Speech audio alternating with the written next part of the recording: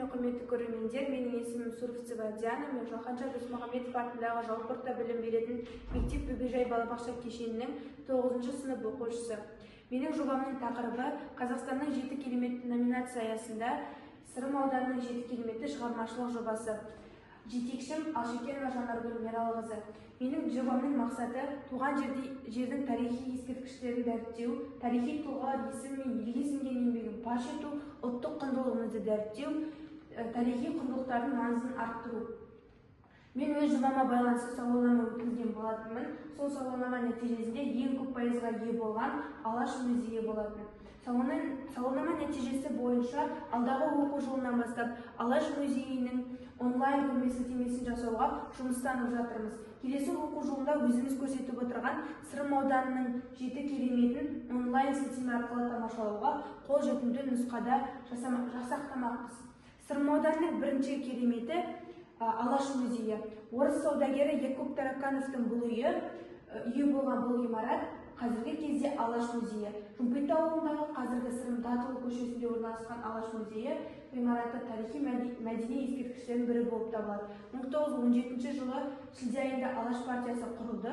Осы ғимаратта 1918 жылдың ақпан айынан бастап 1919 жылдың қазан айына дейін Алаш орда үкіметінің батыс бөлімі орналасты.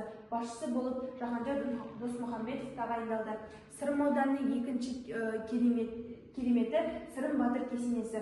Сырым шыққан төбеге қойылған белгі Шоланқаты ауылдық округі аумағында Тоғанас ауылының шығыс жағалауында 12 километр қашықтықта орналасқан. Шамамен 1790 жылы Сырым Датұлы дөң қаздырып топырақ үйген. Содан Сырым шыққан төбе атанып кеткен. Биіктің үстіне бекет орнатып, төңірекке шолу жасап, жаудың қимылын алыстан бақылаған.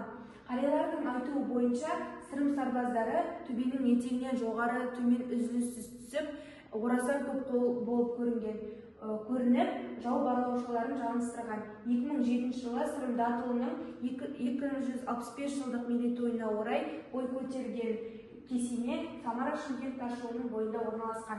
Сырым ауданының 3-ші кереметі Жаһанша мектеп музейі. Мектеп музейі жас өрендердің тарих қойнауынан сыр шертер шежіреге толы жәдігерлермен таныстыратын бірден-бір орын. Музейдің балалар тәрбиесінде алатын орны ерекше.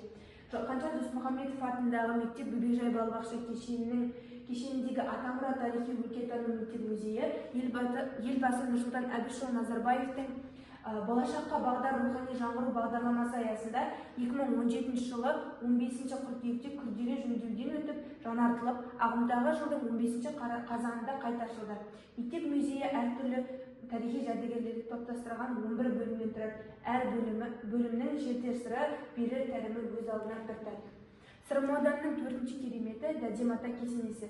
Ел ішінде Дәдем-ата аталып кеткен Жұмағазы Хазірет 19 ғасырдың басында өмір сүрген діндар адам деседі. Жалпы туған жері Батыс Қазақстандағы Жалпақтау өңірі болғанымен, мазары Сырым ауданындағы Шоланқаты аудандық округінің аумағында орналасқан. Жұмағазы Хазірет Тама руынан шыққан, қазіргі Сырым ауданына қарасты Алғабас ауылдық округі маңындағы Тамасай деген жерді мекен еткен, әулие 4 рет қажылыққа барып келген, ислам дінін берік ұстанған және кереметке ие адам болған. Жұмағали Хазірет өзі мекен еткен өмірінде дүние салған, артынан қалған қауым атаның аруағын сыйлап, басына мазар орнатқан, кейіннен жергілікті халық атаның басына арнайы келіп, тәуіп етуді дәстүрге айналдырды.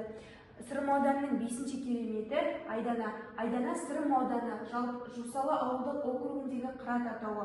Қоңыр ауылының солтүстігінде 7 шақырымды жерде биік қырда орналасқан. Айдана Басқар руының белді батыры немесе билерінің қызы болса керек.